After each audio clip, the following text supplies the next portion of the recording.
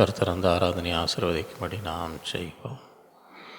அன்புள்ள ஆண்டவரை உம்மை துதிக்கிறோம், ஸ்தோத்தரிக்கிறோம். இந்த நாளிலேயே உம்முடைய பிள்ளைகளை கூடி உம்மை ஆராதிக்கும்படி அந்த கிருபைக்காக உம்மை ஸ்தோத்தரிக்கிறோம். இந்த நாளை எங்கள் ஆராதனை ஆசீர்வதியும், ஆவியோடு உண்மையோடு தொழுது கொள்ளும்படி கிருபை அவருடைய தேவைகளை சந்தியும், குறைவெல்லாம் நிறைவாக்கும், அவரோடு பேசும், ஒவ்வொருவரையும் பலப்படுத்தும். எல்லா துதிக நமக்கே செலுத்துகிறோம் இயேசுவின் மூலம் பிதாவே, ஆமென்.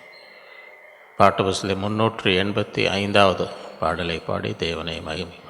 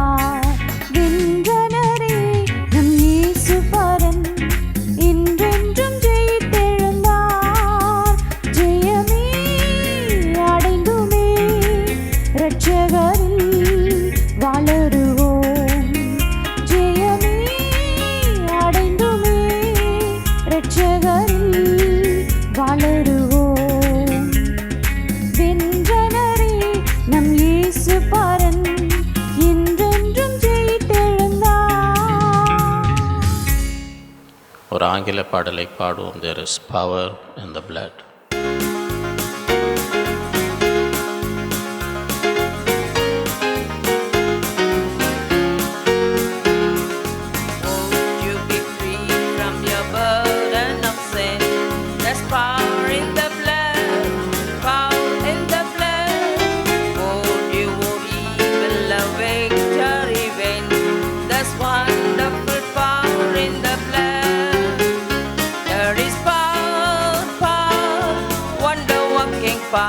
In the blood of the Lamb, there is power, power, wonder-working power in the precious blood of the Lamb.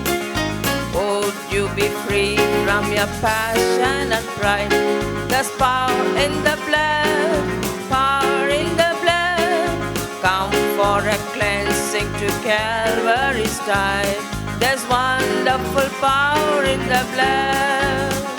There is power, wonder-working power in the blood of the Lamb. There is power, wonder-working power in the precious blood of the Lamb. Would you be whiter, much whiter than snow? There's power in the blood, power in the blood. Saints' stains are lost in its life-giving flow. There's wonderful power in the blood. There is power, wonder-working power in the blood of the Lamb. There is power, wonder-working power in the precious blood of the Lamb. Would you deserve is for Jesus our King? There's power in the blood, power in the blood. Would you live daily His praises to sing? There's wonderful power in the blood. There is power, wonder-working power in the blood of the Lamb. There is power, wonder-working power in the precious blood of the Lamb. In the precious name of the Lord, in the precious word of the Lord.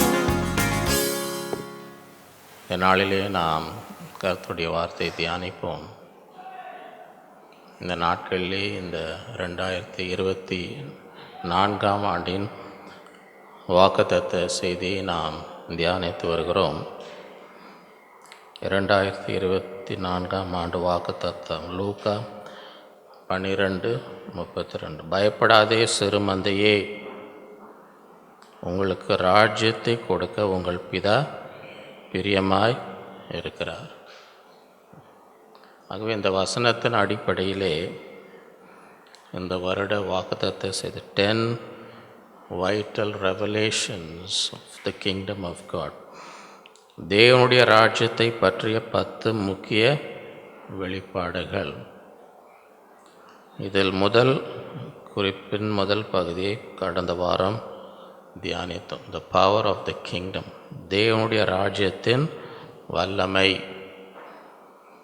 அந்த தலைப்பின் 2ஆம் பகுதியை இந்த நாளிலேயே நாம் தியானிப்போம். அதற்குரிய வசனங்களை நாம் வாசிப்போம். கொலோசியர் 1:13. இருளின் அதிகாரத்தினின்று நம்மை விடுதலையாக்கி தமது அன்பின் குமாரனுடைய ராஜ்யத்திற்கு உட்படுத்தினவருமாயிருக்கிற பிதாவை ஸ்தோத்திரி. இந்த ராஜ்யத்திலே நாம் காணப்படும் பொழுது ஆண்டவர் என்ன செய்கிறார்? இனிமேல் இருளின் ராஜ்யத்திற்கு நம் மீது எந்த அதிகாரமும் இல்லை. இருளின் அதிகாரத்தினின்று நம்மை விடுதலையாக்கினார். ஒரு காலத்திலே அந்த இருளின் அதிகாரத்துக்குள்ளே, அந்த ராஜ்யத்துக்குள்ளே நாம் வாழ்ந்தோம். ஆனால் என்றைக்கு நம்முடைய வாழ்க்கையை ஆண்டவராகிய இயேசு கிறிஸ்துவுக்கு ஒப்பு கொடுத்தோமோ அப்பொழுது தேவன் என்ன செய்தாராம்? இருளில் அதிகாரத்தினின்று நம்மை விடுதலையாக்கி தமது அன்பின் குமாரனுடைய ராஜ்யத்திற்கு உட்படுத்தினார். ஆகவே இந்த நாட்களிலே அந்த விசுவாசம் நம்மை நிரப்ப வேண்டும். என்னவென்றால், இனி நாம் இருளின் அதிகாரத்தில் இல்லை. அந்த ராஜ்யத்துக்கு நம்ம மேலே எந்த அதிகாரமும் இல்லை. நாம் இப்பொழுது தேவனுடைய குமாரனுடைய ராஜ்யத்தின் குடிமக்களாக இந்த ராஜ்யத்துக்குள் இப்பொழுது நாம் இருக்கிறபடினால் இனிமேல் இருளின் ராஜ்யத்துக்கு நம்ம மேலே எந்த அதிகாரமும் இல்லை. எத்தனை பேர் அதை விசுவாசிக்கிறோம்? நாம் இந்த தேவனுடைய குமாரனுடைய ராஜ்யத்தில் இருக்கும் பொழுது இனிமேல் நம்ம பிசாசுக்கு பயப்படணுமா, பயப்படக்கூடாதா? இப்போ பிசாசு இங்கே நிற்கிறான்னு வைங்க. இப்போ இங்கே நின்னா பயப்படணுமா பயப்படக்கூடாதா? சொல்கிறதுக்கே பயப்படுற மாதிரி தெரியுது எனக்கு. ஆகவே இந்த ராஜ்யம் ஒரு வல்லமை உள்ள ராஜ்யம். இந்த ராஜ்யத்துக்குள் வந்த பிறகு இனிமேல் இருளன் ராஜ்யத்தை குறித்து நம்ம என்ன செய்யக்கூடாது? பயப்பட. ஏன்னா அந்த அதிகாரம் நமக்கு இல்லை. அது அந்த இருளன் ராஜ்யத்துக்கு இனி நம்ம மேலே என்ன இல்லை? அதிகாரம் இல்லை. அந்த இருளின் அதிகாரத்திலேருந்து விடுதலையாக்கி தேவனுடைய தம்முடைய குமாரனுடைய ராஜ்யத்திலே உட்பட்டு. ஆகவே இந்த நாட்களிலே அந்த ஒரு விசுவாசத்தோடு, அந்த ஒரு நம்பிக்கையோடு, அந்த ஒரு தைரியத்தோடு என்ன செய்யணும்? வாழ வேண்டும். ஒவ்வொரு நாளும் எழும்பும்போது இன்றைக்கு நான் தேவனுடைய ராஜ்யத்தில் இருக்கிறேன். பிசாசுக்கு என் மேலே என்ன இல்லை? எந்த அதிகாரமோ இல்லை. கொலோசியர் 2:14-15. நமக்கு எதிரடை ஆகவும் கட்டளைகளால் நமக்கு விரோதமாகவும் இருந்த கையெழுத்தை குலைத்து அதை நடுவில் இராதபடி எடுத்து சிலுவையின் மேல் ஆணி அடித்து. நம்ம மேலே என்னென்னலாம் நமக்கு விரோதமாய் காணப்பட்டதோ, எப்படிப்பட்ட பாவங்கள், எப்படிப்பட்ட குறைகள், என்றைக்கு ஆண்டவரிடத்தில் வந்தோமோ, தேவனிடத்தில் நம்முடைய பாவங்களை அறிக்கை செய்யும்பொழுது எல்லா அநியாயத்தை நீக்கி சுத்திகரிக்க அவர் உண்மையும் நீதி உள்ள தேவனாய் இருக்கிறார். ஆக நமக்கு விரோதமாய் என்ன காரியங்கள் இருந்தாலும், நமக்கு எதிரடையாக கட்டளையினால் நமக்கு விரோதமாகவும் இருந்த கையெழுத்தை குலைத்து அதை நடுவில் இராதபடிக்கு எடுத்து சிலுவையின் மேல் ஆணி அடித்து துரைத்தனங்களையும் அதிகாரங்களையும் உரிந்து கொண்டு வெளியரங்கமான கோலமாக்கி அவைகளின் மேல் சிலுவையிலே வெற்றி சிறந்தார். ஆகவே இந்த நாட்களிலே எல்லா சத்ருவின் கிரியைகள் அதை ஆண்டவர் சிலுவையிலே மேற்கொண்டார். அதெல்லாம் உரித்து போட்டார், அதை வெளியரமான கோலமாக்கி அவைகள் மேல். அப்படி என்றால் சாத்தானை ஜெயித்த அந்த ஆண்டவரின் ராஜ்யத்தில் நாம் இருக்கிறோம். ஆகவே இயேசு ஜெயிக்கும் பொழுது நாமும் என்ன ஜெயிக்கிறவர்களாய் இருக்கிறோம். ஆகவே இந்த நாட்களிலே பிசாசுக்கும் பிசாசன் வல்லமைகளுக்கும் அதிகாரத்துக்கு என்ன செய்யக்கூடாது? பயப்படக்கூடாது. விசுவாசத்தில் உறுதியாக இருக்கும். ஆண்டவர் நான் இனி அந்த ராஜ்யத்தில் இல்லை, அந்த ராஜ்யத்துக்கு என் மேலே எந்த அதிகாரமும் இல்லை, அதிலிருந்து என்னை விடுதலையாக்கினார். நான் இப்பொழுது தேவனுடைய குமாரனுடைய ராஜ்யத்தில் இருக்கிறபடியால் எல்லாம் பிசாசனுடைய எல்லா அதிகாரத்தையும் வல்லமையும் கர்த்தர் சிலுவையிலே மேற்கொண்டார். அந்த ஒரு விசுவாசம் இந்த நாட்களில் நமக்கு நிரப்ப வேண்டும். மத்தேயு 16:18. மேலும் நான் உனக்கு சொல்லுகிறேன், நீ பேதுருவாய், இந்த கல்லின் மேல் என் சபையை கட்டுவேன். யார் சபை? யார் சபை? என் சபை. சபைனாலே எந்த மனுஷனும் தனக்குரியதை என்ன செய்யக்கூடாது, நினச்சக்கூட எந்த மனிதனுக்கும் சபை சொந்தம் அல்ல.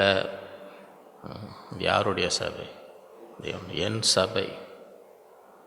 என் சபையை கட்டுவேன், பாதாளத்தின் வாசல்கள் அதை பெந்தகோஸ்தே நாளிலே ஆண்டவர் தம்முடைய சபையை இந்த உலகத்தில் ஸ்தாபித்தார். அன்றையிலிருந்தே பிசாசானவன் சபைக்கு விரோதமாக என்ன செய்கிறான்? கிரியை செய்து கொண்டே இருக்கிறான். இப்போ 2000 வருஷம் ஆகிப்போச்சு. சபையை அழிக்க முடிந்ததா? சபையே இல்லை, உலகத்தில் எங்கேயுமே சபையே இல்லைன்னு பிசாசு எல்லாத்தையும் அழித்து போட்டான்னு சொல்ல முடியுமா? காரணம் பாதாளத்தின் வாசல் அதை என் சபை கட்டுவேன். ஆண்டவர் கட்டி கொண்டிருக்கிறபடியால் எந்த பாதாளத்தின் வாசலும் சபை என்ன செய்ய முடியாது, மேற்கொள்ள. அது விசுவாசிக்கும். நான் இந்த ராஜ்யத்தில் இருக்கிறேன், சபையில் இருக்கிறேன், ஆண்டவர் சபையை கட்டுகிறார். ஆகவே எந்த பிசாசன் வல்லமைகளும் என்ன செய்ய முடியாது, மேற்கொள்ள. காரணம், சிலுவையில் ஏற்கனவே சாத்தானை ஆண்டவர் ஜெயித்தார். பரலோக ராஜ்யத்தின் திறவுகோல்களை நான் உனக்கு தருவேன். யாருக்கு தரார் சாவியை? யாருக்கு தரார்? நம்மிடத்திலே தர. சரியா? இப்போ ஒருத்தங்க உங்களுக்கு சாவியை கொடுத்தா, நீங்கள் எங்கேயோ ஒருத்தங்க வீட்டுக்கு போகிறீங்க, அவங்க வழியில் அவங்கள பார்த்து, நாங்கள் அந்த கடைக்கு போய்ட்டு வந்தாங்க சாவி, நீங்கள் போய் வீட்டில் இருங்க, நான் அந்த கடைக்கு போய்ட்டு வரேன், போங்க, உங்ககிட்ட சாவி கொடுத்தாங்கன்னு வைங்க. நீங்கள் தான் சாவி வச்சுன்னு இருக்கிறீங்க. இப்போ திடீர்னு ஒரே மழை பெய்யுது, நீங்கள் போய் வீட்டு முன்னாடி நின்று அவங்க மழையில் நனைஞ்சுன்னு இருந்தீங்கன்னு வைங்க. வீட்டு முன்னாடி நின்று மழையில் நனைஞ்சுன்னு இருந்தீங்கன்னா யார் தப்பு? அது நாங்கள் இவங்களை பார்க்க வந்தால் பாருங்கள், எங்களை மழையில் நிற்க விட்டாங்க, இப்படி மழையில் நனைஞ்சுன்னு இருக்கணும்னு சொல்ல முடியுமா? பாருங்கள் இப்படி நனைஞ்சுன்னு இருக்கிறோம், அவங்க எங்கேயோ கடைக்கு போயிட்டாங்க, பாருங்கள் எல்லாம் நனைஞ்சுன்னு இருக்கணும்னு சொல்ல முடியுமா? பழி அவங்க மேலே போட முடியுமா? காரணம் என்ன? ஏற்கனவே உங்கள் கையில் என்ன கொடுத்தாங்க? நாங்கள் சாவின்னு கொடுத்தா இப்போ யார் பொறுப்பு? நம்ம கையில் சாவி கொடுத்த பிறகு யார் பொறுப்பு? நம்முடைய பொறுப்பு. அதுதான் சொல்கிறேன், பரலோக ராஜ்யத்தின் திறவுக்குள் நான் உங்களுக்கு தரேன். பூலோகத்திலே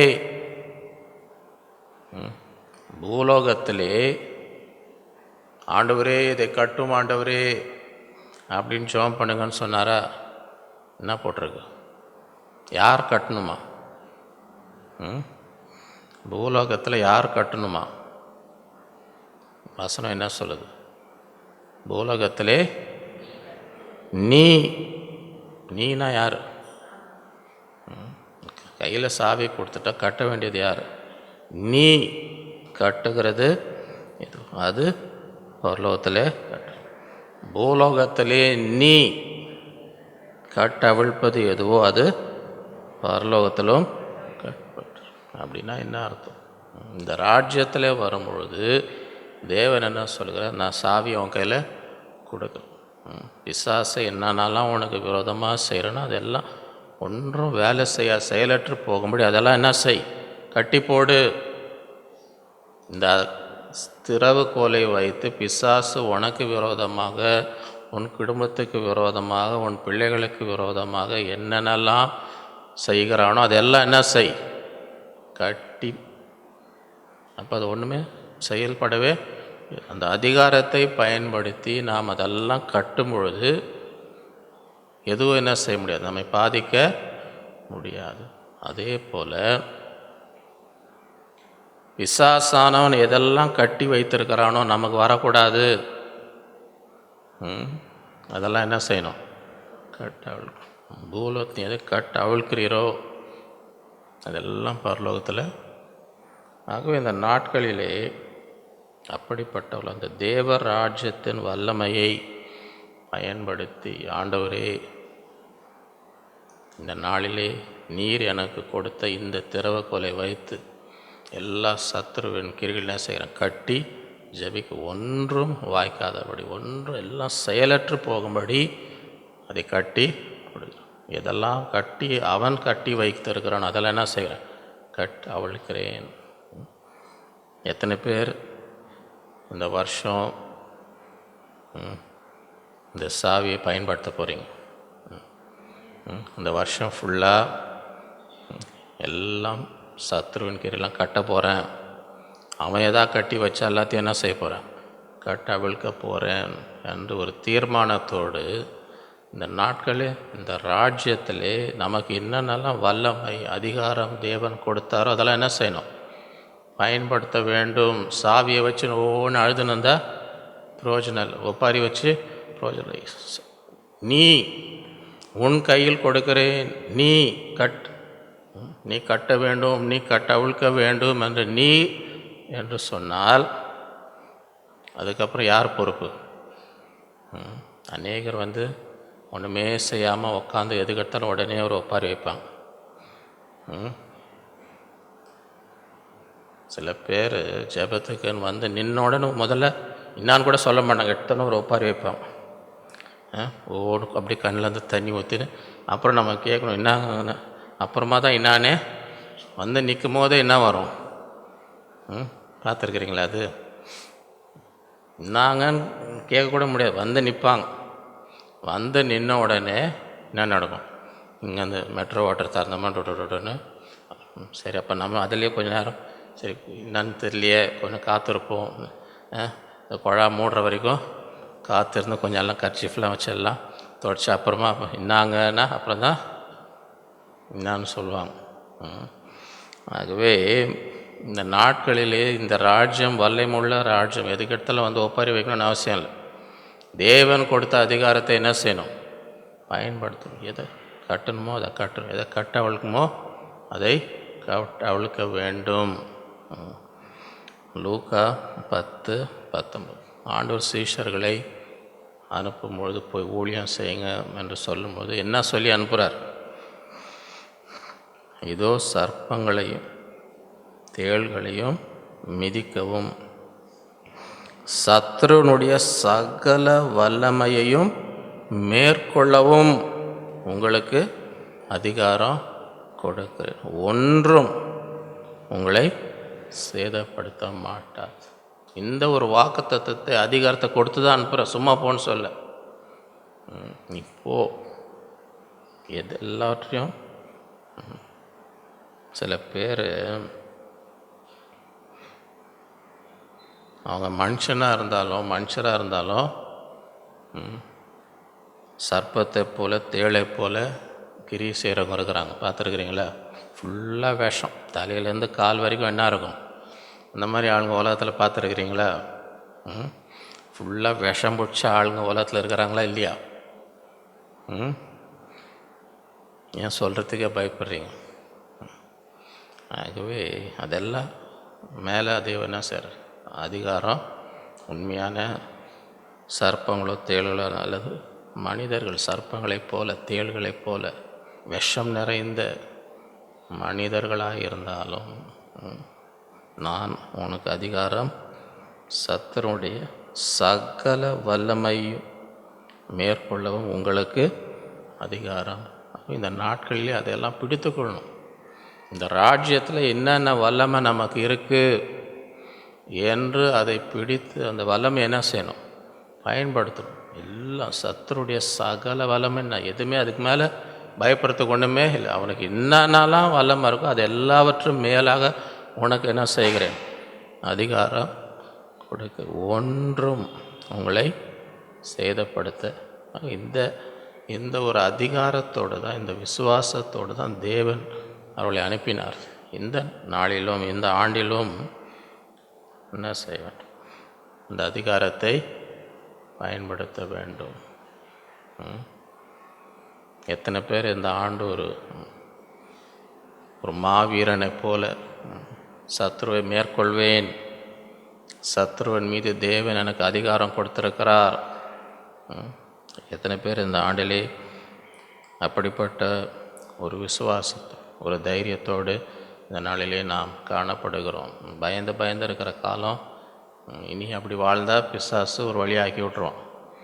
யாரெல்லாம் பயந்து இருக்கிறாங்களோ, பிசாசுக்கு பயந்து இருந்தால் அவன் பயப்படுற அளவுக்கு நாம் என்ன செய்யணும்? நம்ம அதிகாரத்தையும் வல்லமையும் பயன்படுத்த வேண்டும். எபேசியர் 6:10-18 கடைசியாக என் சகோதரரே, கர்த்தரிலும் அவருடைய சத்துவத்தின் வல்லமையிலும் பலப்படுங்கள். இப்போ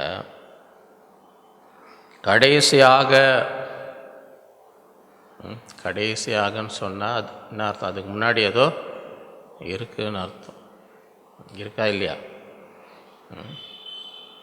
கடைசியாக பிசாசை எதிர்க்கிறதுக்கு கடைசியாக என்ன முதல்ல இதெல்லாம் செஞ்சுட்டு கடைசியாக என்ன செய்யுங்க, பிசாசை எதிர்த்தணும். அப்படி என்றால் இந்த எபேசியர் நிருபத்தில்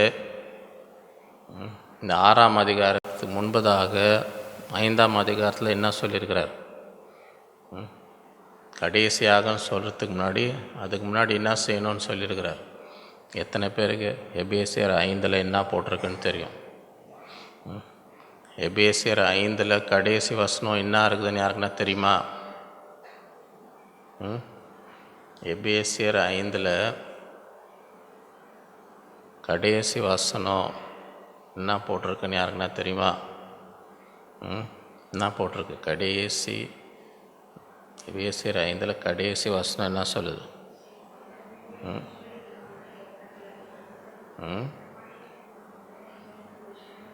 அது பிசாசை விரட்டுறதுக்கு முன்னாடி முதல்ல உங்கள் குடும்பத்தை ஒழுங்காக பார்த்துக்கோங்க. புருஷர்களே என்ன செய்யணுமா? மனைவிடத்திலே அன்பு கூறுங்கள். மனைவிகளே என்ன செய்யணுமா? புருஷரிடத்துல.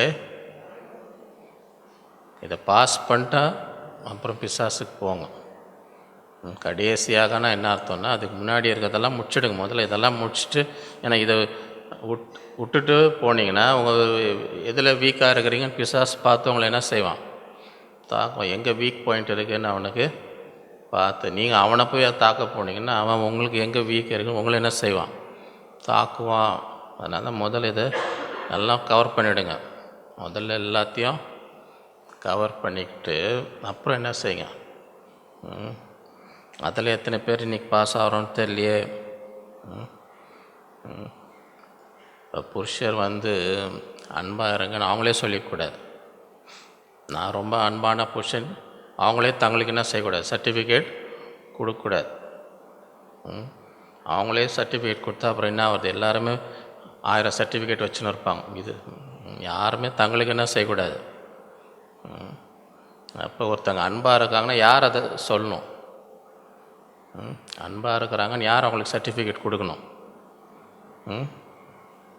யார் கொடுக்கணும்? ஏன் ஒரே அமைதியாக இருக்குதுங்க? அன்பாக இருக்கிறார், சர்டிஃபிகேட் யார் கொடுக்கணும்? அது ஞாபகம் வச்சுங்க. கிடைக்குமான்னு யோசித்து பாரு. சர்டிஃபிகேட் கொடுக்க சொன்னீங்கன்னா கிடைக்குமா உங்களுக்கு?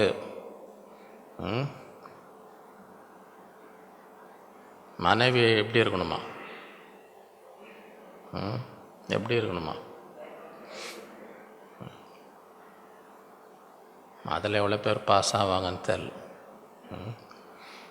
எத்தனை பயபக்தின்னா என்ன தெரியுங்களா? ரெவரன்ஸ். ஆண்டவருக்கு எப்படி பயபக்தியாக இருக்கிறோமோ ஆண்டவருக்கு அடுத்தது அப்படின்னு. இன்றைக்கி சில இடத்துல பார்த்தீங்கன்னா புருஷன் தான் பயந்து நடுங்கின்னு இருக்கிறார். பயபக்தியாக யார் இருக்கா? ஒருத்தர் பாவம், அவர் கல்யாணம் எத்தனை வருஷமாக தெரியல, 25 வருஷமா என்ன, அவர் தன்னுடைய சாட்சியை சொல்கிறார். கல்யாணம் ஆன புருஷன் அவருக்கு 25 வருஷமாக இவ்வளோ ஆயிருக்கு. அவருடைய அனுபவம். அதனால் எல்லாரும் சொல்ல முடியாது. அவர் தனக்கு நடந்ததை சொல்கிறார். என்னன்றார்? நாங்கள் இது பேட்டிங் மாதிரி இருக்குதுங்க. கிரிக்கெட்டில் பேட்டிங் பண்ணுற மாதிரி என்னைக்கு கல்யாணம் ஆச்சோ பேட்டை பூச்சின்னு போய் அங்கே நிற்கிறேன் வந்துனே இருக்குதுங்க. சும்மா பவுன்சர் வருது இப்படி ஒவ்வொரு நாளும். அதை முடிஞ்சது ஓவர் பண்ணி கிரிக்கெட்லேயே அது time out, strategic time out தராங்க, ட்ரிங்க்ஸ் பிரேக் தராங்க, லஞ்ச் பிரேக் தராங்க. இங்கே எல்லாம் லஞ்ச் பிரேக்லேயே வந்துன்னு இருக்குதுங்க. வந்துனே இருக்கான். திடீர்னு இங்கே இடிக்கிற மாதிரி ஒருத்தன் இது எடுக்கிறாராம், இங்கே தலையில் வர அது எடுக்கிறாராம். என்னங்க யாருமே எனக்கு சொல்லியேங்க, அது யாருமே அவருக்கு சொல்லி. அங்கேயாவது கொஞ்சம் பிரேக் தராங்க, டீ பிரேக் தரான், லஞ்ச் பிரேக் தரான், ஸ்ட்ராட்டஜிக் டைம் அவுட் தரான். ஏன் இங்கே ஒரு பிரேக் டைம் அவுட்டே கிடைக்க மாட்டேங்குதுங்க. வந்துனே இருக்குது. எந்த நேரத்தில் அது இந்த மாதிரிலாம் யாருமே எனக்கு சொல்லவே இல்லைங்கன்றாரோ. இப்படிலாம் நடக்கும்னு யாருமே அவருக்கு சொல்லியான். இந்த பிரேக் கிடைக்கணும்னு பார்த்தா இல்லை என்னான்னு வாக்கு கொடுத்துட்டு வந்தேன். நீ மாறணும், நம்ம பிரிக்கும் அளவு அது வந்துனே இருக்கும். அதுதானே வாக்கு கொடுத்துட்டு வந்திருக்கிற. நீ பேட்டை பிடிச்சின்னு இல்லை, அது வரும் அது அப்படின்னு. அவர் பாவம் 25 வருஷம் அவர் அனுபவம் அப்படி இருக்குதான். சரியா? ஆகவே எதுக்கு சொல்கிறேன்னா இப்போ கடைசியாக பிசாசை போய் எதிர்த்துக்கு முன்பு தான் இதெல்லாம் கவர் பண்ணிக்கணும். இங்கே அவங்க தாக்குற மாதிரி என்ன செய்யக்கூடாது. நீங்கள் வீக் பாயிண்ட் விட்டுருந்தீங்கன்னு வைங்க, நீங்கள் அங்கே போய் பிசாசை துரத்திட்டு வந்தால் இங்கே ஒன்று காத்துன்னு இருக்கும் உங்களை துரத்துறதுக்கு. ஏன்னா இங்கே வீக்குன்னு பிசாசுக்கு தெரியும். எங்கே உங்களுக்கு வீக்காக இருக்கிறீங்கன்னு தெரிஞ்சு நீங்கள் அங்கே போய் அவனை விரட்டிட்டு வரத்துக்கு முன்னாடி இங்கே உங்களை வரட்டுறதுக்கு இன்னொன்று காத்துன்னு இருக்கும். அதனால தான் கடைசியாகனா என்ன அர்த்தம், முன்னாடி 5 அதிகாரம் இருக்குது, அதெல்லாம் வாசித்து என்னென்ன செய்யணுமோ எல்லாம் செஞ்சுடுங்க. அதெல்லாம் செஞ்சு உங்களுக்கு பாதுகாப்பாக இருக்க பிறகு கடைசியாக சில பேர் பிசாசை விரட்டுறதுக்கு பயங்கர உற்சாகம். எடுத்தோன்னே பிசாசை விரட்டுங்கன்னு சொல்லி ஏன் கடைசியாகன்றார். பிசாசை விரட்டுறதுக்கு முன்னாடி செய்ய வேண்டிய நிறையா இருக்குது. கடைசியாக என் சகோதரரே, கர்த்தரிலும் அவருடைய சத்துவத்தின் வல்லமையிலும் செய்யும் பலம். ஏன் இந்த பலம் தேவை? நீங்கள்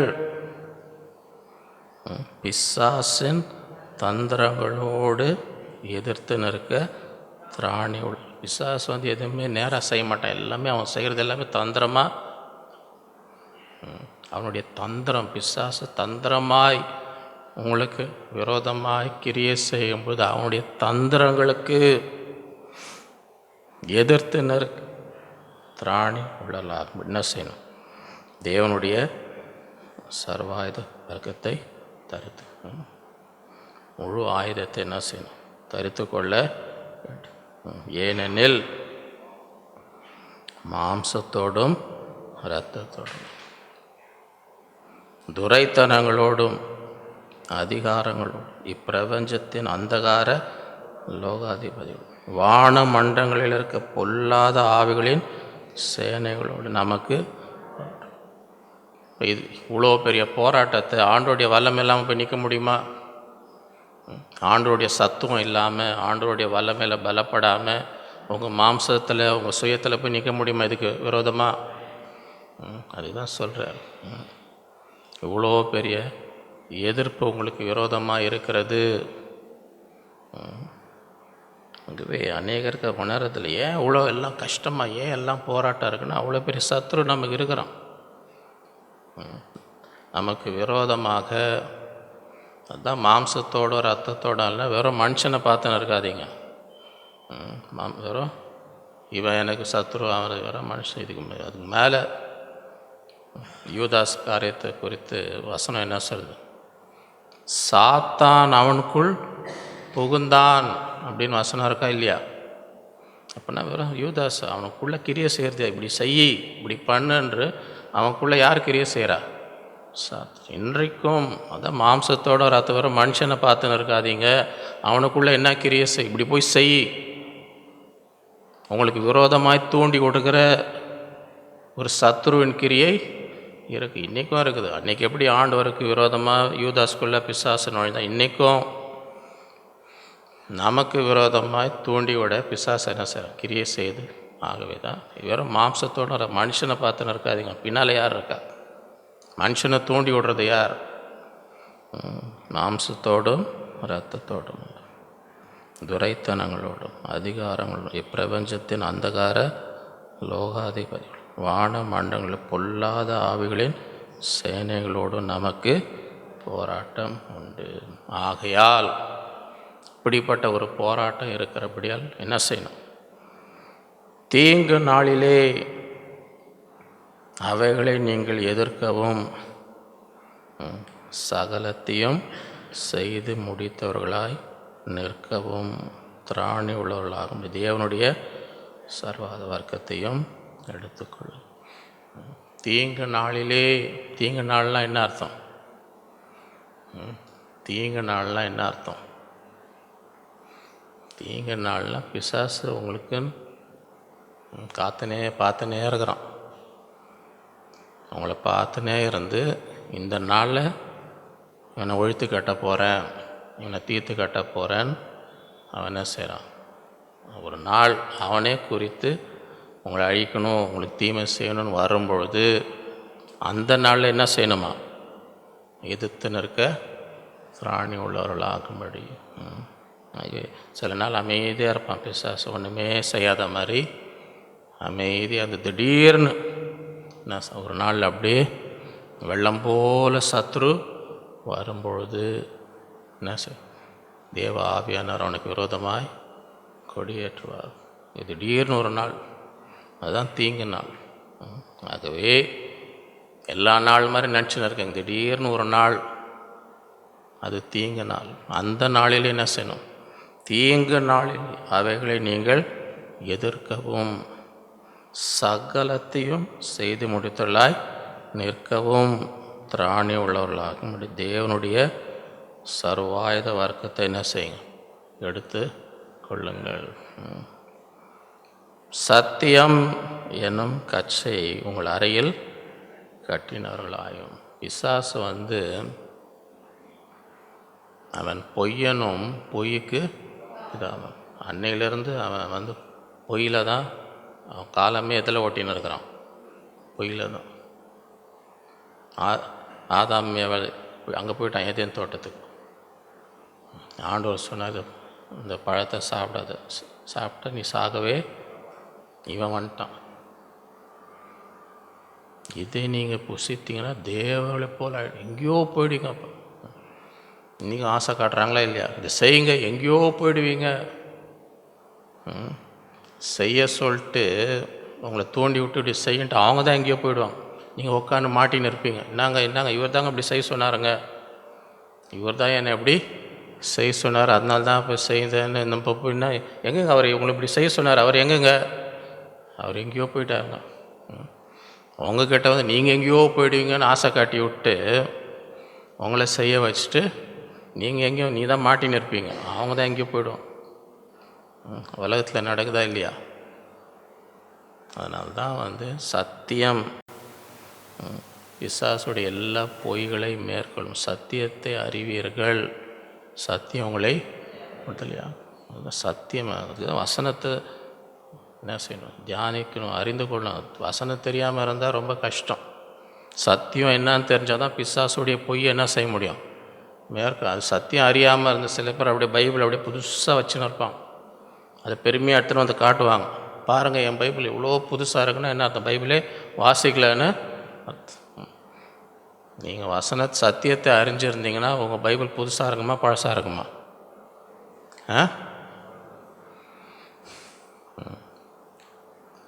ஒருத்தர்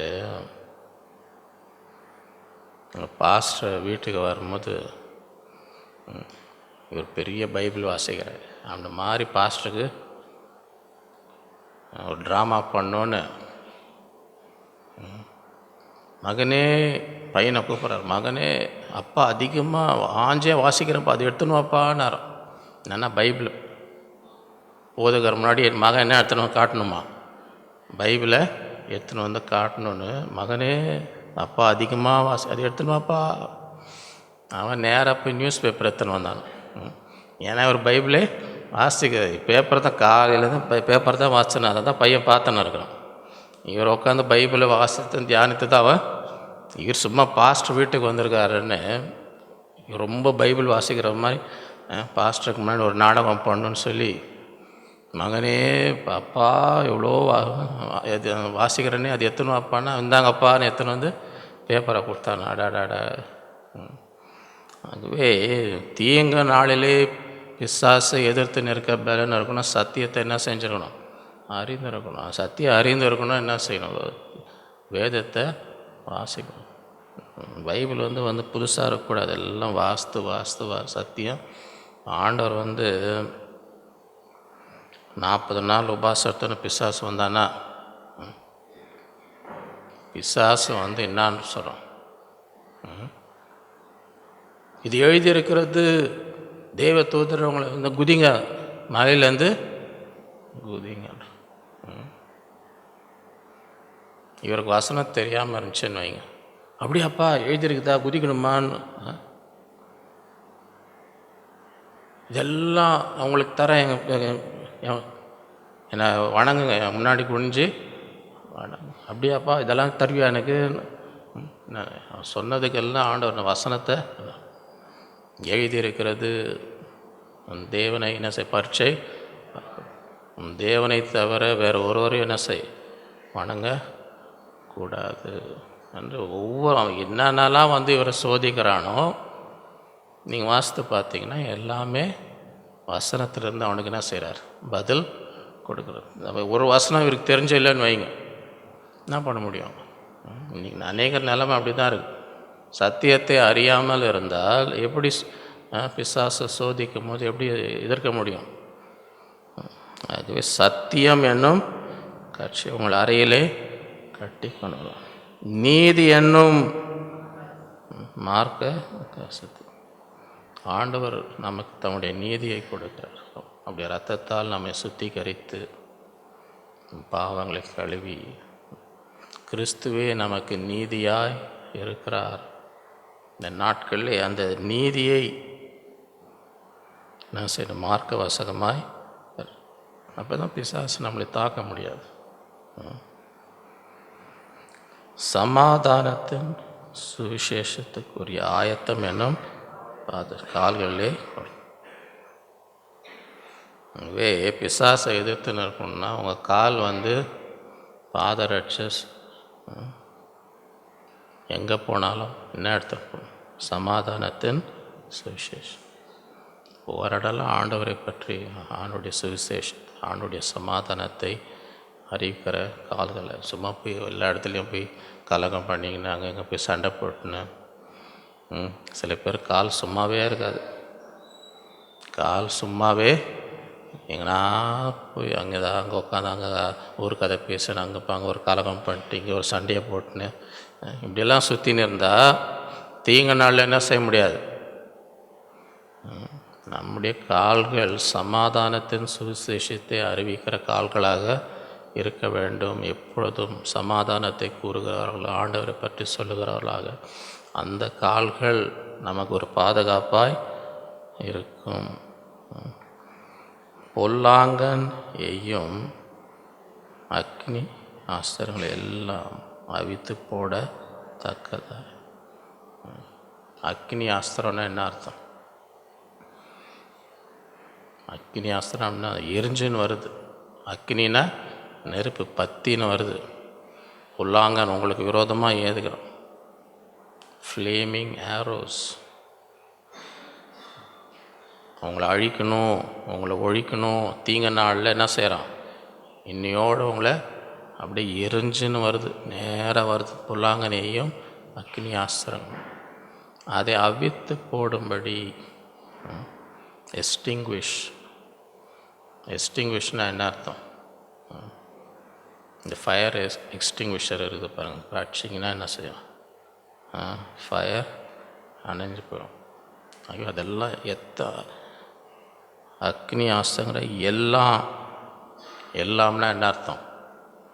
அவன் எத்தனை அனுப்புனாலும், எத்தனை அம்புகள் எரிந்து கொண்டு உங்களை அழிக்க வேண்டும் என்று எத்தனை அம்புகள் எரிந்து கொண்டு வந்தாலும் அதெல்லாம் அவித்து போடும்படி ஆஃப் பண்ணிடணும். நம்ம ஊரில் யாருன்னா ரொம்ப பிரச்சனை அப்போ அனுப்பி கொஞ்சம் ஆஃப் பண்ணிட்டு வாப்பா அப்படின்னு சொல்கிறாங்களா இல்லையா? ஆஃப் பண்ணிட்டு வாப்பான்னா என்ன? ஏன்ப்பா கொஞ்சம் பார்த்துரு, இதுக்கு மேலே நீ எதா பண்ணால் அப்புறம் கொஞ்சம் சரி சார் இனிமேல் ஒன்றும் பண்ண மாட்டேன் சார். என்ன சில பேருக்கு அமைதியாக சொன்னால் என்ன செய்யாது, ஏதாவது ஒன்று பண்ணின்னு இருப்பாங்க. அவனை கூப்பிட்டு இது ஒரு நாள் கொஞ்சம் அமைதியாக இருந்தோம், இதுக்கு மேலே நீ திருப்பி எதாவது பண்ணனா அப்புறம் வருத்தப்படாத அப்படின்னோடனே அவனுக்கு தெரிஞ்சு இன்றைக்கி மேலே பண்ணால் நமக்கு நடக்கிறதே வேறு ஏதோ நடக்க போகுதுன்னு சொல்லிட்டு அதோடு என்ன பண்ணிவிடுவாங்க? ஆஃப் ஆகிடுவாங்க. நடக்குதா இல்லையா? சில பேருக்கு சும்மா சொன்னால் புரியாது. ஏதாவது ஆண்டவர் வெறும் பிரசங்கமாக பண்ணார். பைபிளில் பார்த்து ஆண்டவர் வெறும் பிரசங்கம் பண்ணின்னு இருந்தாரா? சில பேரை கொஞ்சம் ஆஃப் பண்ணாரா? ஆலயத்தில் சாட்டை எடுத்துன்னு போனாருன்னு பைபிளில் வசனம் இருக்குதா இல்லையா? பிரசங்கமாக பண்ணுவார், வியாதியஸ்தெல்லாம் சுத்தமாக அதெல்லாம் செஞ்சுன்னு இருப்பார். ஆனால் தேவைப்படுற நேரத்தில்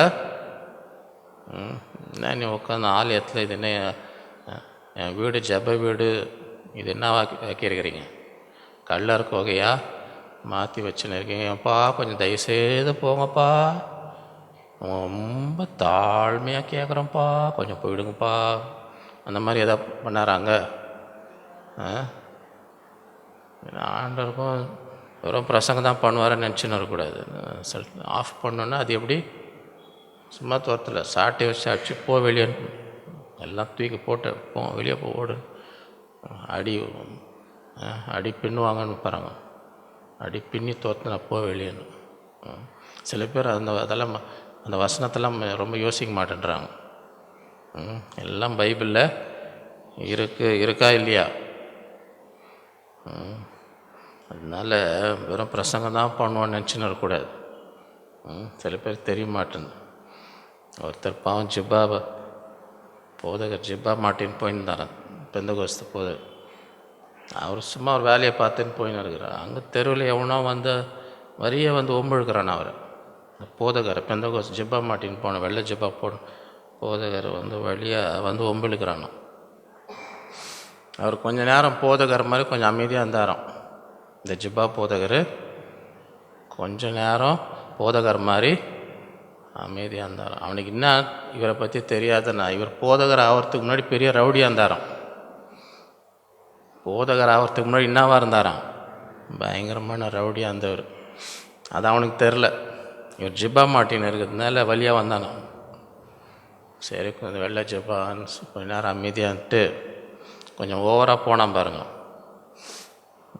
அப்படி வேட்டியை தூக்கி அப்படி கட்டினாராம். வேட்டியை தூக்கி கட்டி சும்மா அடி திணறி பாப்பா இது என்ன பயங்கரமான ஜிப்பாவாக இருக்குதுன்னு. நம்ம ஏனோ நினச்சின்னு வந்துட்டோம். ஜிப்பானோடனே ஏனோ நினச்சின்னு வந்தோம். இது சும்மா சாதாரண ஜிப்பா இல்லை, இது பயங்கரமான ஜிப்பா. நான் தூக்கி அப்படி வேட்டியை கட்டினோன்னு அவ்வளோதான் அடி நொறுக்கி தள்ளிட்டாராம். ஒரு பயங்கரமாக ரவுடியாக வந்தார். இவனா இந்த மாதிரி எத்தனை பேரை பார்த்துருப்பார். அடி நொறுக்கி நான் அலறின்னு ஓடினான். நான் பாப்பா அடுத்த வாட்டி அங்கே ஜிப்பா பார்த்தாலே ஓடுவான் போல். தூரத்தில் ஜிப்பாவை பார்த்தா. ஆகவே ஆண்டவர் என்ன சொல்கிறார்? பொருளாக ஏயும் அக்னி ஆஸ்திரங்கள் எல்லாம் அவித்து போடும். அதெல்லாம் ஆஃப் பண்ணுறது. எது பிசாசு செஞ்சாலும் அதெல்லாம் என்ன செய்யலாம்? அவித்து போடலாம், அணைச்சி போட்டுடலாம். எப்படி அணைச்சி போட முடியும்? அவன் எத்தனை அமிச்சாலும் எல்லாத்தையும் அணைச்சி போடணுன்னா எப்படி அணைச்சி போடணும்? எல்லாவற்றுக்கும் மேலாக, எல்லாவற்றுக்கும் மேலாகனா அது முக்கியம் இல்லையா? எல்லாவற்றுக்கும் மேலான்னு சொன்னால் என்ன அர்த்தம்? தீங்கு நாளையில் பிசாசு அங்கே உங்களை அழிக்கணும்னு வரான், அக்னியாசு. அந்த நேரத்தில் எல்லாவற்றுக்கும் மேலாக என்ன இருக்கணுமா? விசுவாசம் என்னும் கேடகத்தை பிடித்து கொண்டவர்களாய். ஆகவே விசுவாசம்னா என்ன? அது ஒரு கேடகம். விசுவாசமாக இருக்கிறதே நமக்கு என்ன ஒரு. அப்போ எது வந்தாலும் இந்த கேடகம் விசுவாசம் என்ன பண்ணி அப்படியே தடுத்துறோம், அப்படியே அதை அவித்து. ஆகவே தீங்கு நாளிலே அவிசுவாசமாக இருக்கலாமா? பயந்து கொண்டு இருக்கலாமா? அப்படி ஆடி போயிட்டாங்க, ஆடி போகலாமா? தீங்கு நாள் என்ன செய்யக்கூடாது? எல்லாவற்றுக்கும் மேலாக விசுவாசம் என்னும் கேடகத்தை. அந்த நேரத்தில் தான் அவங்க விசுவாசம் காட்டணும். மீதி நேரத்தில் காட்டுறீங்களோ காட்டலையோ, தீங்கு நாளிலே உங்களை அழிக்கணும், இன்னையோடு அவனை ஒழிக்கணும்னு வர்றோம். பிசாசு வரும்போது அப்போ தான் என்ன இருக்கணும்? கேடகம் போல். அன்றைக்கி தான் விசுவாசி யாருன்னு சும்மா ஞாயிற்றுக்கிழமை ஆமே நாளிலேயான்னு கத்துறது பெருசு இல்லை. தீங்கு நாளில் அவங்க விசுவாசம் எங்கே இருக்குது? அன்றைக்கி தான் அவங்க முன்னாடி கேடகமாக நிற்கணும். அப்போ தான் அவன் எத்தனை அம்புகள் ஒன்றுமே பண்ண முடியாது. எல்லாவற்றையும் அவித்து போட தக்கதாக. இப்போ இந்த ரேஸ்காரெலாம் இருக்குதுல்ல, ரேஸ்காரங்களாம் பயங்கர ஸ்பீடு. இப்போ இங்கே வருதுன்னு வைங்களேன், இங்கே ஒரு ரேஸ்கார் வருதுன்னு, சர்ச்சு உள்ள வருதுன்னு வைங்க, மெதுவாக அப்படியே ஒரு 0 ஸ்பீடு 5 ஸ்பீடு 10 கிலோமீட்டர்ஸ் மெதுவாக என்ன செய்யும் உள்ளே வரும். அதை பார்த்து நீங்கள் இதோடைய ஸ்பீடு என்ன செய்ய முடியாது. இங்கே நமக்காக மெதுவாக ஒரு 5, 10ன்னு அப்படி அப்படி வந்துன்னு இருக்கும். சும்மா நம்ம ரோட்டில் ஓடுறதுக்கு நம்ம சந்தில் பாதுங்க அதுக்கேற்ற மாதிரி மெதுவாக நீங்கள் அதை பார்த்து இவ்வளோதான் என்ன செய்யக்கூடாது.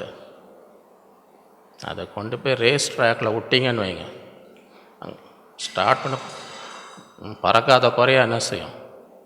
ஏன்னா அதுதான் அதோடைய உண்மையான சக்தி. மீதி இடத்துலலாம் அது போகிறத பார்த்து நம்ம என்ன செய்யக்கூடாது. அது இதுதான் இவ்வளோதான்னு சொல்லி என்ன செய்யக்கூடாது, யோசிக்க. அந்த ட்ராக்கில் கொண்டு போய் விட்டு ரேஸ் ஆரம்பிச்சதுன்னு சொன்னால் அதுக்கப்புறம் அது அப்போ தான் உள்ளே இருக்கிற வல்லமெல்லாம் என்ன செய்யும், வெளியே வரும். அது போல தான் விசுவாசிகள் சும்மா ஞாயிற்றுக்கிழமை உட்காந்து இருக்குதில்லை. என்றைக்கு தீங்கு நாள் அங்கே அம்பு வரும்போது அப்போ தான் இருக்கிற விசுவாசம் அப்படி என்ன செய்யணும், எழும்பி வந்து அங்கே நிற்கணும் கேடகத்தை போல். அந்த நேரத்துக்கு அழுதுன்னு ஒப்பாரி வச்சுன்னு அந்த யுத்தம் அம்பு அப்படியே வர நேரத்தில் தான் என்ன செய்யணும். உண்மையாக உங்களுக்கு எவ்வளோ விசுவாசம் உங்களுக்கு அத்தனை வல்லமை அதிகாரம் சக்தியெல்லாம் அன்றைக்கி தான் என்ன செய்யணும் காட்டணும். ரேஸில் எப்படி ரேஸ் கார் ஓடுதோ அன்றைக்கி தான் தீங்கு நாளில் தான் விசுவாசம். மீதி நாள் தெரிலன்னா பரவாயில்ல, மீதி நாளில் ஒன்றும் தெரியாது, மறுபடியும் வரீங்க போகிறீங்க அதெல்லாம் பிரச்சனை இல்லை. உள்ளுக்குள்ளே எவ்வளோ வல்லமை இருக்குது, உள்ளுக்குள்ளே எவ்வளோ அதிகாரம் எவ்வளோ விசுவாசம் இருக்குது என்றைக்கு காட்டணும், தீங்கு நாள். அந்த நாளில் தான் அப்படி பொங்கி வரணும் உங்களுக்கு இருக்கு.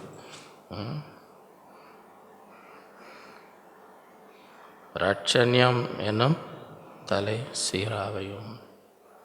நான் ஆண்டவருடைய பிள்ளை, ஆண்டவர் என்னை ரட்சித்திருக்கிறார் என்று நிச்சயம் இருக்கணும். அந்த நேரத்தில் போய் என்ன ஆண்டவர் பிள்ளையா, என்ன ஒன்றும் பிசாசு பிள்ளையான்னு நினைச்சது குழம்பி போய் நான் வந்துட்டேன், ஆண்டு இருளின் அதிகாரத்துலேருந்து இங்கே இப்போ வந்துட்டேன், எனக்கும் அதுக்கும் சம்மந்தம் கிடையாது. அதான் ரட்சண்யம். ஹெல்மெட், எத்தனை பேர் ஹெல்மெட் போடாமல் ஆக்சிடெண்ட் ஆகிருக்காங்க பார்த்துருக்குறீங்களே. தீங்கு நாளில் என்ன இருக்கணும், ஹெல்மெட். நான் தேவனுடைய பிள்ளை, ஆண்டுடைய ராஜ்யத்தில் இருக்கிற எனக்கும் இருளுக்கும் சம்பந்தம் என்ற நிச்சயம் என்ன செய்யணும். அந்த நாளில் தான் நமக்கு ஹெல்மெட். தேவ வசனமாகிய ஆவியின் பட்டயத்தையும் எடுத்துக்கும். ஆகிய வசனம் வந்து என்ன பட்டயம், அது சொல்ல நம்ம வாயிலேருந்து வரும்போது ஒரு பட்டயத்தை போல் என்ன செய்யுது. அதுதான் எப்பவுமே வசனத்தை பேசணும். ஏன்னா ஆண்டவர் வந்து எல்லாமே வார்த்தையில் தான் வெளிச்சம் உண்டாவதுன்னு என்ன செய்யுது. உலகமே எப்படி படித்தார், வாயிலிருந்து பேசின வார்த்தைனால். இந்த ராஜ்யத்தில் நம்ம வார்த்தைகளுக்கு மிகுந்த வல்லம். பேசும்போது எதை பேசணும், தேவ வசனமாகிய ஆவியின் பட்டயம். இப்போ உங்களுக்கு வந்து ஏதோ பணம் தேவைப்படுதுன்னு வைங்களேன், அந்த நேரத்தில் என்ன பண்ண போடணும், என்ன போதோ அதையா பேசணும். அந்த நேரத்தில் தான் கர்த்தர் என் மேய்ப்பராக இருக்கிறார், நான் தாழ்ச்சி சிங்கக்குட்டிகள் தாழ்ச்சி அடைந்த கர்த்தரை தேடுவோருக்கு ஒரு நன்மை. தேவன் தம்முடைய ஐஸ்வர்யத்தின்படி என் குறைவெல்லாம் நிறைவாக்குவார். அதுதான் அந்த நேரத்தில் என்ன வசனம் சொல்லணுமோ அதுதான் வாயிலிருந்து வரணும். அதுதான் பட்டயம், அதுதான் ஆவியின் பட்டயம். பிசாசு உங்களை அழிக்கணும்னு வரும்போது உங்கள் வாயிலேருந்து பட்டயம் போயினே இருக்கணும். வசனம் என்ன செய்யணும், வேறு எதுவும் தேவையில்லாத பேசின்னு இருக்கக்கூடாது. தேவையில்லாத யாருன்னா வந்து அவங்களாம் அமுச்சு விட்டுன்னு போயிட்டு வாங்க, இந்த தீங்கு நாள் இங்கே வந்து எதாவது வளரின்னு இருக்காதீங்க. என் வாயிலிருந்து என்ன தான் வரணும், பட்டயம். இந்த கப்பல் பேட்டில் ஷிப்ஸ்லாம் பார்க்குறீங்களே, யுத்தத்தில் அந்த மிசைல் விட்றாங்க, அவ்வளோ ஸ்பீடில் போகுது பார்க்குறீங்களா. இந்த வார்ஷிப்பில் அங்கே வந்து ஃபயர் பண்ணுறாங்க பாருங்கள், மெதுவாக போயின்னு இருக்குது, மின்னல் வேகத்தில் போதும் கட கட கட பார்த்துருக்கீங்களா, வீடியோவில் பாருங்கள் எப்படி அனுப்புகிறாங்க. அந்த மாதிரி இந்த பட்டயம் வேத வசனமாகிய ஆவியின் பட்டயம். அந்த யுத்த நேரத்தில் என்ன செய்யணும், விசுவாசத்தோடு வசனம் போயினே இருக்கும். அதுதான் ஆவியின் பட்டயம். தேவையில்லாத அந்த நேரத்தில் என்ன செய்யக்கூடாது, பேசிக்கொண்டு நல்லா ஆபத்து. தீங்கு நாளிலே வந்து ஏதாவது வளரின்னு இருந்தீங்கன்னா அப்புறம் தேவையில்லாத பிரச்சனை வரும். அந்த நாளில் வந்து நீங்கள் விசுவாச கேடகத்தை வைத்து ஆவியின் பட்டயமாக வேத வசனம் போய் அப்படியே மேற்கொள்ளாங்க. அது போய் பிசாசின் கிரியைகளை என்ன செய்யும்? அழிக்கும். எந்த சமயத்திலும் சகல விதமான வேண்டுதலோடும் விண்ணப்பத்தோடும் ஆவியினாலே அதன் பொருட்டு மிகுந்த மன உறுதியோடு சகல பரிசுத்தவான்களுக்கு பண்ணும் வேண்டுதலோடும் விழித்து கொண்டார்கள். எந்த சமயத்திலும்னா என்ன அர்த்தம்? எப்பவுமே ஜெபத்தில் இருக்கும். எப்பவுமே ஜெபத்தில் இருக்கும். ஏன்னா இந்த ப்ராக்டிஸ் பண்ணாதவங்கள நீங்கள் பார்த்தீங்கன்னா அவங்களால ஒன்றும் பண்ண முடியாது. யாராக இருந்தாலும் என்ன செய்யணும்? ப்ராக்டிஸ். கிரிக்கெட் விளாட்றவங்க நேராக போய் விளாட்றாங்க. டெய்லி ப்ராக்டிஸ் ஓட வைக்கிறாங்க. இது பண்ண அது அப்போ தான் வந்து ப்ராக்டிஸ் இருந்தால் தான் அந்த மேட்ச் விளையாடும் போது என்ன செய்யணும்? எனக்கு பலம். ப்ராக்டிஸே பண்ணாமல் போனால் ஒன்றும். அப்போ ஜெபமே பண்ணாமல் இருக்கிறவங்க திடீர்னு அந்த நாளில் என்ன செய்யாது? ஏன்னா பழக்கமே இல்லை. அந்த மாதிரி ஜெபம் பண்ணி தினமும் பண்ணி பழக்கம் இருந்தால் அந்த நாளில் ரெடியாக வரும் அவங்களுக்கு. எந்த சமயத்திலும் சகல விதமான வேண்டுதலோடும் சகல விதமான ஜெபத்தில் ஒரே விதமாக இருக்கா? பல விதம் இருக்குதா? பல விதம். பகலில் ஜெபம் பண்ணுறீங்க, இது இன்னும் பத்தலையா? சரி, என்ன ஆல் நைட் ப்ரேயர் பண்ணுறோம், அது பத்தலையா? உபாச ஜெபம் அது பத்தலையா? பொருத்தனை பண்ணி பண்ணுறேன், இல்லை இன்னும் கொஞ்சம் பேரை கூட்டி பண்ணுறேன், ஜெப குழு மாதிரி பண்ணி பல விதத்தில் என்ன செய்யலாம்? பல விதமான ஒரு பண்ணுறீங்க, ஒரு விதமான ஜெபம் பண்ணுறீங்க, இன்னும் பதில் வரலையே, அடுத்தது இது ட்ரை இன்னும் இதை சேர் இன்னும் சேர் உபாசம் பண்ணுறேன், என்னன்னாலாம் விதத்தில் சகல விதமான வேண்டுதலோடும் விண்ணப்பத்தோடும் ஆவியிலே ஜெபம் பண்ணும். ஆவியிலே ஜெபம் பண்ணும். ஆவியிலே நிறைஞ்சி ஆவியின் வல்லமையில். அப்போ தான் தீங்கு நாளில் என்ன செய்யும்? எதிர்த்துன்னு இருக்க முடியும். அழுது வஞ்சி ஜெபம் பண்ணியிருந்தாலும் என்ன செய்ய முடியாது. இதெல்லாம் மேற்கொள்ளணுன்னா ஆவி நான் ஜெபம் பண்ணி அதன் பொருட்டு மிகுந்த மன உறுதியோடு இருக்கும். மிகுந்த தீங்கு நாளிலே பயந்து நடுங்கி கொண்டு குழம்பி கொண்டு என்ன செய்யக்கூடாது? இருக்க மிகுந்த மன உறுதி. அந்த மன உறுதியோடு வேறு உங்களுக்கே பண்ணுங்கன்னு போடுறாங்களா? சகல பரிசுத்தவான்களுக்கு பண்ணும் வேண்டுதலோடும். கடைசி வார்த்தை முக்கியம் இல்லையா? கடைசி வார்த்தை என்ன சொல்லியிருக்குதாங்க? என்னான்னு வந்து முடியுது? ஞாபகம் வச்சுங்க. தீங்கு நாளில் வந்து மேற்கொள்ள முதல் என்ன செய்யணும்? வீழ்த்து கொண்டு இருக்கவங்களாம் அல்லேலூயா சொல்லுங்கன்னா கண்டுபிடிக்க முடியுமா? விழித்து கொண்டு இருக்க வேண்டும். ஆகவே இந்த நாட்களிலே வல்லமையால் நிரப்பு. இது வல்லமை உள்ள ஒரு ராஜ்யம்.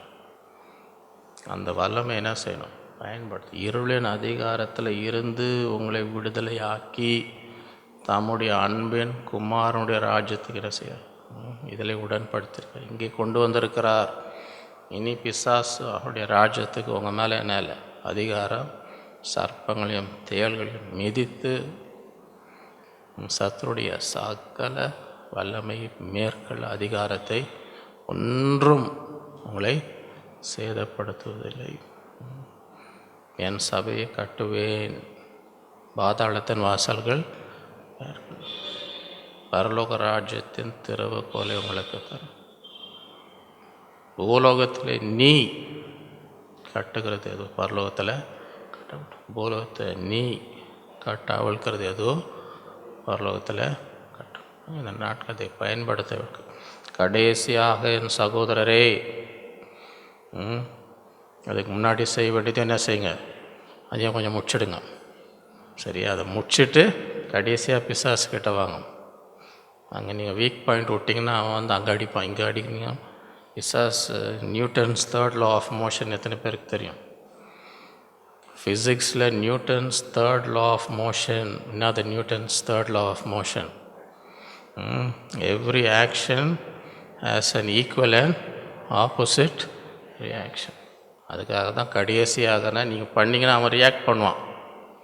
இதெல்லாம் என்ன பண்ணுவாங்க, சரிப்படுத்திக்கோங்க, நல்ல பிளாக், நல்ல டிஃபென்ஸ்லாம் பில்ட் பண்ணிக்கோங்க, திருப்பி உங்களை தாக்காதபடி பண்ணிக்கிட்டு கடைசியாக என் சகோதரரே கர்த்தரிலும் அவருடைய சத்துவத்திலும் ஏன் பிசாசின் தந்திரங்களோடு என்ன செய்யணும், எதிர்த்து நிற்கத்தான். ஏனென்றால் மாம்சத்தோடும் துரைத்தனங்களோடும் அதிகாரங்களும் பிரபஞ்சத்தின் அந்தகார வான மண்டலில் இருக்க பொல்லாத ஆவிகளின் சேனைகளோடு நமக்கு போராட்டம் உண்டு. அநேக பேர் ஏன் எனக்கு இவ்வளோ கஷ்டம் வருதுன்னு, அவ்வளோ பெரிய போராட்டம் இருக்குது, ஏன் எனக்கு இது கஷ்டம், ஏன் எனக்கு அடுத்தடுத்த கஷ்டம் வருது. அவங்க என்ன நினச்சின்னு இருக்காங்க, உலகத்தில் சத்துருவே இல்லைன்னு. உலகத்தில் மாத்திரம் வான மண்டலில் பொல்லாத ஆவிகளின் சேனைகளோடு நமக்கு என்ன இருக்குது. அதனால தான் எல்லாமே ஏன் போராடி மேற்கொண்டா நமக்கு அப்படிப்பட்ட ஒரு போராட்டம் இருக்குது. நமக்கு ஒரு சத்துரு இருக்கிறான். இந்த ராஜ்யத்தின் வல்லமைகளை, அதிகாரங்களை, ஆயுதங்களை தரித்து கொள்ளுங்கள். அப்போதான் வந்து தீங்கு நாளிலே அநேக நாட்கள் அமைதியாக இருப்பான். திடீர்னு ஒரு நாள் தீங்கு நாள், இன்றைக்கு இவர்களை நான் அழிக்க வேண்டும், அந்த வெள்ளம் போல சத்ருவர்கள் அந்த நாளிலே அவனை எதிர்த்து நிற்க என்ன செய்யணும், திராணி இருக்கும். அங்கே தான் வந்து அந்த ஆயுதத்தை என்ன செய்யுங்க, தரித்து கொள்ளுங்க. எல்லாவற்றுக்கும் மேலே விசுவாசம்,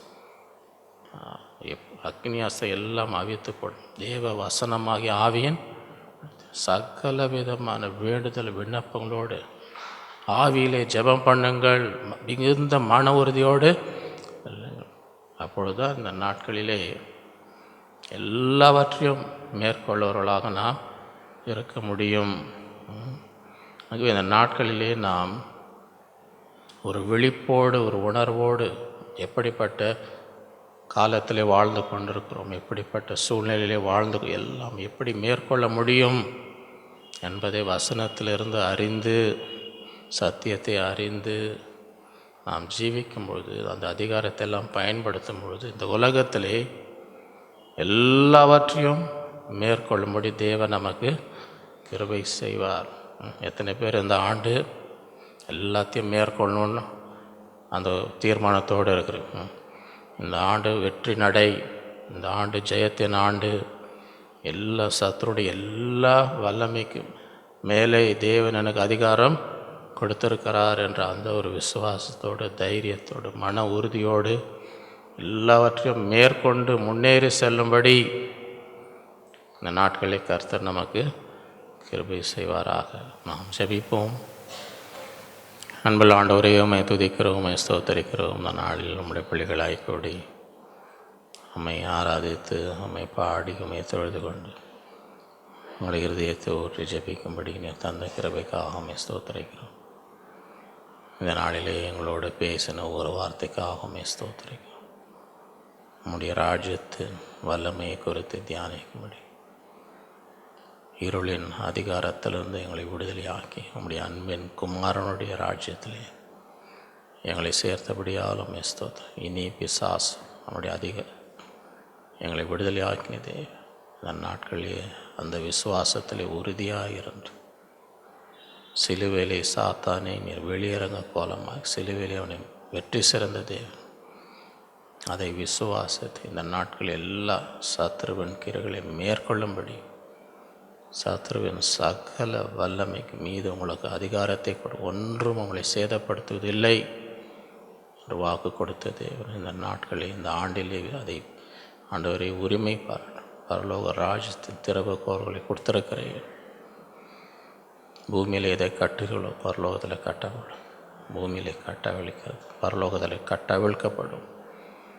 அந்த நாட்களிலே நாங்கள் எழும்பி அந்த அதிகாரத்தை பயன்படுத்தும்படி, எல்லா சத்ருவின் கீரைகளை கட்டி எல்லாம் செயலற்று போகும்படி கிருபை தருகிறார். பிசாசு கட்டி வைத்திருக்கிற எல்லா காரியங்களையும் இந்த நாளை கட்ட அவிழ்த்து எல்லா ஆசீர்வாதங்களை சுதந்திரிக்கும்படி இந்த நாட்களிலே நீர் கிருபை தர வேண்டுமாய் ஜெபிக்கிறோம்.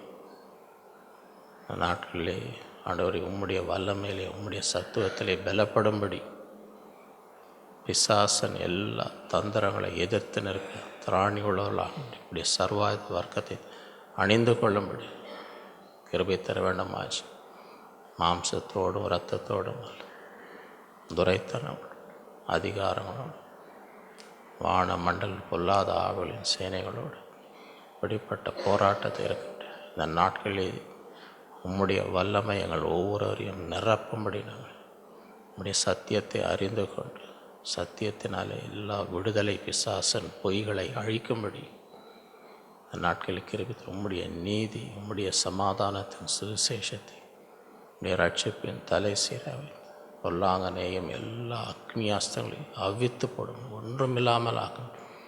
எல்லாவற்றுக்கும் மேலாக விசுவாசம் என்னும் கேடகத்தை பிடித்து கொள்ளும்படி ஆவியின் பட்டியும் வேத வசனத்தை எங்கள் வாய்களிலிருந்து வசனங்களை விசுவாசத்தோடு நாங்கள் அறிக்கை செய்து சுதந்திரிக்கும்படி இந்த பட்டயம் எப்பொழுதும் எங்கள் வாயிலிருந்து சத்ருவின் கிரிகளை அழிக்கும்படி இந்த நாட்களில் கிருபை தருகிறோம். எந்த நேரத்திலும் ஒரு ஜெப ஆவியோடு விண்ணப்பங்களும் வேண்டுதலோடும் ஆவியிலே நிரம்பி ஜெபித்து மிகுந்த மன உறுதியோடு ஆண்டவர் எல்லாருக்கும் ஜெபிக்கும்படி விழிப்பாக இருக்கும்படி நாட்களில் நீங்கள் கிருபை தர வேண்டுமா?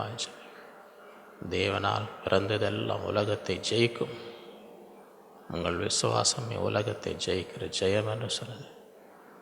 அந்த நாட்களில் அப்படிப்பட்டவர்கள் அந்த ஆண்டு முழுவதும்